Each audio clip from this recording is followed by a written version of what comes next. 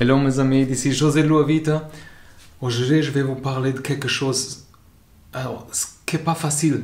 Ça veut dire comment définir des objectifs qui sont basés sur des objectifs précis. Comment est-ce que je veux dire? Alors, ça veut dire, par exemple, avoir une éthique solide.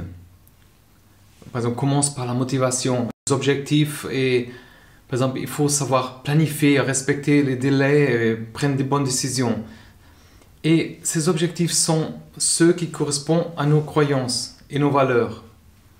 Comment est-ce qu'on peut fixer alors des objectifs précis qui nous aident, par exemple, à gagner de la concentration, enthousiasme, d'énergie? La première chose, c'est se concentrer sur la situation dans l'ensemble. Avoir une vision claire qui nous aide à rester motivés lorsqu'on des choses deviennent, par exemple, difficiles. Ça va nous aider à éviter les distractions et de rester sur la bonne voie pour atteindre nos objectifs. Par exemple, un bon moyen, c'est de clarifier notre vision et utiliser une carte mentale, un mind map en anglais. Ça veut dire que ça permet d'avoir une vision globale, comme le tableau de vision avec tout ça, alors tous nos petits objectifs, toute notre vie, quoi. On peut se concentrer alors sur l'ensemble. Alors si, par exemple, nos objectifs ne correspondent pas à nos valeurs, nos croyances, on a du mal à rester motivé. C'est important alors de découvrir ce qu'on peut faire vraiment, ce qu'on veut vraiment dans la vie. Après, il faut fixer nos objectifs qui reflètent tout ça. Par exemple, on peut le faire en écrivant des valeurs et tout ça sur une liste. Après, avoir les valeurs, les objectifs et par exemple, après comparer tout ça. Si c'est en harmonie, par exemple, avec ce qu'on veut vraiment,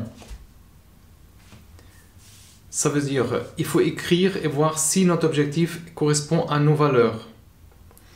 Une autre façon de rester sur cette bonne voie consiste à planifier les tâches et fixer des délais. Alors, on sait qu'on va faire, on doit faire les choses, par exemple, quand il y a une date, un temps pour le faire. Par exemple, il faut moins d'efforts, savoir par exemple si on doit faire tout ça dans ce délai. Alors c'est important. Et aussi, les objectifs doivent être grands. Ça veut dire, même un grand objectif, ça doit nous inspirer. Mais pas au point de nous submerger. Mais comment est-ce qu'on peut faire pour pas être submergé, par exemple, par un grand objectif? Il faut diviser nos objectifs dans des petites étapes, plus petites, plus gérables, et qui le font plus réaliste, par exemple. Ça permet de voir, par exemple, l'impression de progresser, on est en train de progresser avec des petits pas, et ça nous donne aussi un sentiment d'accomplissement et qu'on en attend étape par étape. Je sais que c'est parfois facile de perdre, par exemple, perdre la vue sur les grands objectifs. Par exemple, si on commence à avoir du succès, mais on peut être distrait, par exemple, par des commentaires positifs, ou on peut aussi avoir l'impression d'avoir plus de temps à consacrer à des autres choses, mais c'est vraiment essentiel de faire des petites pauses régulières et de faire le poids avec vous-même pour vous rappeler votre objectif. Alors, fixez-vous des objectifs qui sont mesurables. Et pourquoi? Parce que c'est important de pouvoir mesurer le succès. N'importe quoi. Ça veut dire, je sais que c'est pas facile, mais par exemple, il peut y avoir des données, par exemple, mesurer les performances, par exemple, par un vrai revenu, ce qu'on gagne. Assurez-vous vraiment que ces objectifs peuvent être mesurés. Ça, c'est important. Pour pouvoir savoir si on est en train de progresser ou pas. Et si on doit, par exemple, ajuster quelque chose. Alors, quand on fixe ces objectifs, il faut le faire mesurable, mais qui doivent être atteints dans un certain temps. Ça nous aide, par exemple, à rester motivés et garantir qu'ils ne vont pas nous submerger pas facilement, quoi. Une autre façon de garantir que nos objectifs sont mesurables consiste à inclure par exemple un objectif qu'on peut décompter dans le temps. Par exemple, si on veut, par exemple, augmenter le trafic de quelque chose, de courrier électronique ou de quelque chose, ou améliorer l'efficacité de quelque chose d'un processus, ça nous aide à suivre les performances, si on peut les mesurer. Mais nos objectifs doivent être aussi pertinents par rapport à ce qu'on veut faire, notre mission, nos objectifs plus larges. Par exemple, si notre objectif est d'augmenter nos revenus de 50%, ça peut nous indiquer qu'on doit attendre plus d'efforts de marketing ou d'attirer de nouveaux clients ou d'augmenter notre budget publicitaire, clair. Par exemple, si votre objectif doit être réaliste, avec vos conditions actuelles et disponibles, par exemple, il faut s'assurer de ça. Par exemple, si vous essayez d'augmenter vos projets de vente 100% doublé, c'est peu probable que ça soit réaliste sans, par exemple, investir beaucoup de temps, d'énergie, d'autres choses dans le marketing, Alors notre objectif doit être vraiment inspirant et motivant pour nous et notre équipe. Viser un objectif ambitieux, c'est une bonne chose, mais ça doit être possible de réaliser.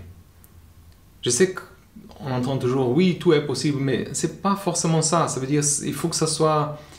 Sinon, c'est pas un avantage pour nous. Ça va nous démotiver. Dans tout ça, il faut aussi célébrer ces petites réussites, ça veut dire les petits pas. C'est important de reconnaître ces petites victoires. C'est pour ça que c'est bien de mesurer par ça. On attend ça, par exemple, on va par exemple célébrer. Ça nous fait du bien. Ça va contribuer à, par exemple, ça va nous faire des commentaires positifs, des motivations. Par exemple, pour nous, pour notre équipe, sa célébration, c'est vraiment important, c'est efficace pour maintenir cette motivation élevée. Okay? Mais comme je disais avant, il faut être réaliste. On doit s'assurer que nos objectifs sont vraiment réalistes. Sinon, on peut, par exemple, être déçu si on se sent, par exemple, si on n'atteint pas ou si on n'atteint jamais ce qu'on a fixé. Mais on doit vraiment travailler dur sur cela, vraiment. Et ces sentiments d'accomplissement, de fierté, bonheur, qu'on espère vont se manifester. Par exemple, si vous êtes un diplômé universitaire et vous rêvez de devenir un athlète professionnel, c'est probablement pas un objectif réaliste pour vous. Mais si vous fixez un objectif, par exemple pour appartenir à un poste de direction d'autre niveau, dans un commerce ou quelque chose, peut-être c'est plus à la portée, Ça veut dire, la première étape pour atteindre un objectif, c'est vraiment de reconnaître qu'il est possible d'y parvenir. Élaborer un plan qui va nous amener là-bas. Okay? Bien sûr, parfois les choses sont un peu cachées. On pense que ce n'est pas possible, mais faites pas par pas. C'est pour ça que je dis, un grand objectif, après diviser en petits objectifs, ça nous rend plus réalistes. Okay? Vous devez, par exemple, réfléchir de manière qu'on mesure ça.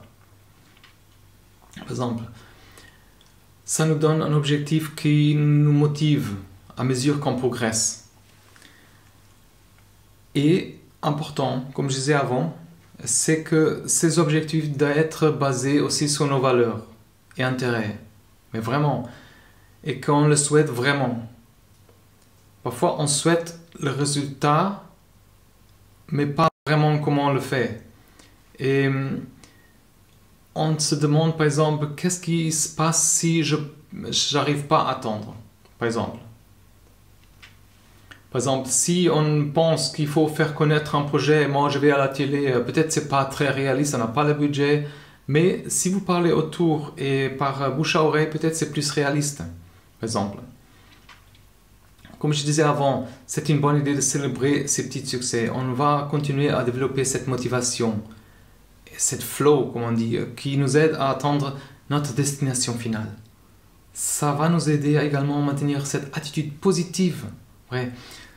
Si on ne célébrait pas, il faut célébrer. Sinon, si on perd ce sentiment naturel d'accomplissement et d'épanouissement. Et à la fin, plus important, encore, bon, c'est tous important, mais très très important, il faut prendre l'action, agir. C'est passer à l'action, quoi. Quand on a un plan clair pour atteindre l'objectif, c'est temps de mettre vraiment le travail dessus. Commencez par exemple par écrire tous vos objectifs sur une feuille papier. Notez tout ce que vous voulez réaliser, par exemple. Il ne faut pas se retenir par on ne peut pas y arriver, ou vous ne serez pas capable de faire. Alors c'est bien de commencer grand, comme je disais, mais on doit après diviser en des petits objectifs qui sont plus gérables.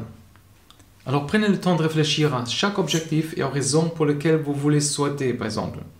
Essayez d'atteindre cet objectif parce qu'il est important pour votre vie personnelle ou professionnelle. Cet objectif, est-ce qu'il est conforme à vos valeurs et votre vision de l'avenir? Si c'est toujours non, c'est pas ça, alors peut-être il faut voir un autre objectif qui correspond à votre objectif, votre valeur, votre vision. Si on prend l'habitude de fixer et de suivre ces petits objectifs, ça va nous aider à sentir plus épanoui, motivé dans tout ce qu'on fait tous les jours. Ça nous donnera également un sentiment d'accomplissement lorsqu'on atteint ces objectifs. Ça va nous motiver à continuer à avancer vers notre vision. Alors, les personnes motivées sont souvent les personnes qu'on voit qui ont réussi des grandes choses. Ils ont développé leurs valeurs. Et ça, pourquoi? Parce qu'ils vont aider quelqu'un. C'est toujours quelque chose qui va aider quelqu'un. Alors, tous ces projets sont très positifs et normalement, ils ont toujours de succès si ça aide quelqu'un. Alors, c'est important de prioriser nos objectifs, concentrer sur ce qu'on peut, ce qu'on en point fort, pourquoi on le veut. Si votre pourquoi n'est pas assez fort, il faut envisager de par exemple, retenir sur l'objectif jusqu'à ce que vous voyez une raison encore plus forte pour le poursuivre. Je sais que c'est pas évident. Créer des objectifs, ça nous écrase parfois. Mais ça vaut la peine de le faire. Parce que quand on sait qu'est-ce qui nous motive, une fois qu'on a défini nos objectifs, il faut s'assurer de mettre en œuvre. Et par exemple, ça va nous aider à... on peut utiliser des applications, une liste, tout ce qu'on veut, mais il faut mettre l'action. C'est notre vie, notre projet, notre avenir. Parfois, c'était peut-être un peu confus, mais laissez-moi savoir dans les commentaires. J'espère que ça vous a aidé. C'est super important, c'est notre vie. Alors faites le mieux, quoi. On a cette opportunité d'être là. Vous pouvez vous abonner aussi au blog Loavita. C'est une fois par semaine, j'envoie en anglais simplifié des idées à mettre en place et aussi des questions qu'on se pose. Ça m'a aidé, ça peut vous aider aussi à voir les choses autrement, les opportunités. Alors laissez-moi savoir et n'oubliez pas de souscrire, abonner à la chaîne. Mais prenez soin de vous. À la prochaine. Bye bye.